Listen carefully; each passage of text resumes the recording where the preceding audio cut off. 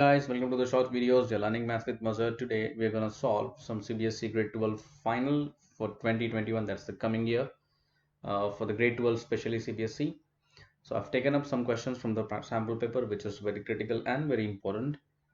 Find the sum of order and degree of the differential equation. This is our first question. So here you have got a differential equation. So many students will try and do by multiplying it or by taking up the exponent and write it as d raised to 4 by thinking it is 3 and this d is, but that is absolutely wrong.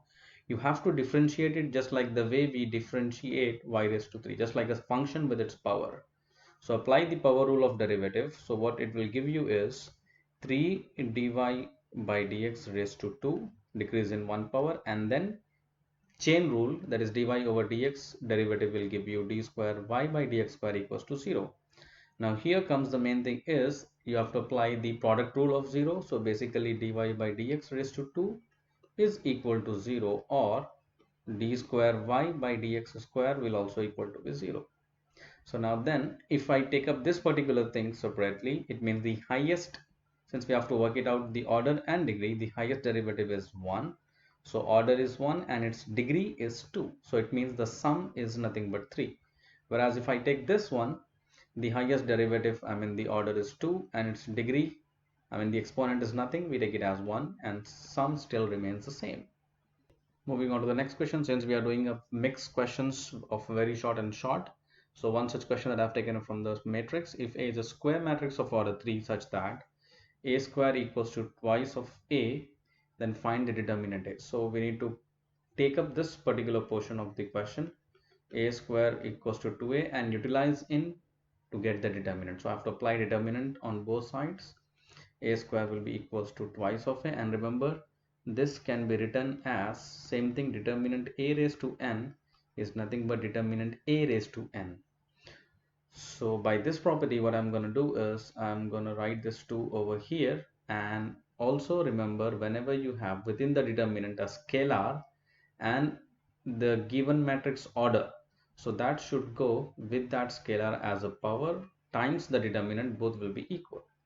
So it means this one will be 2 raised to 3 because my order of the matrix is 3, and times the determinant, and you cannot cancel out this one, so keep it intact and write it along with this one, and I can write this as 2 times.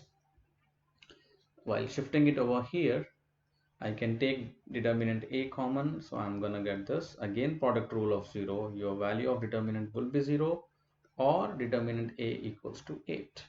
Now question number 3 is pretty simple.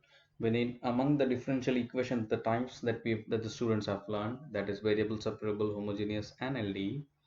The working out rule for homogeneous is you have to check whether the degree of your numerator and denominator is equal or not. So how do you find that? You need to check term by term. You don't have to check overall. So when I look at it over here, x raised to 3 and y raised to this one divided by this. So if I look at with this term, this complete is my term, x square and y. So whenever a term you have 2, 3, something like that, you will add the exponent. So 2 plus 1 is 3. It means the next term also must be 3, which is 1 plus 2, 3. So it means my n value is nothing but 3. Then only this will be homogeneous. It cannot be more, it cannot be less. Well, looking back to the question number 4, it's of relation. A relation R is a set of real numbers, and we know it's from negative infinity to infinity. So it is defined as like that, root a equals to b. It means the square root of a equals to b is a function or not, and we know function means every element should have the unique image. So, or rather I would say whether it is defined properly or not. So what we do is, since R is a real, whether my radical number, if I plug in real as -1, will it give me a real? No, it won't. So it's a complex thing. So root a is not a function because the thing is simple as root a is not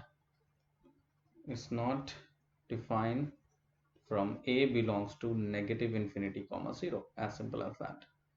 I hope you like the video. Please like, share, subscribe for more such videos. Thanks for watching.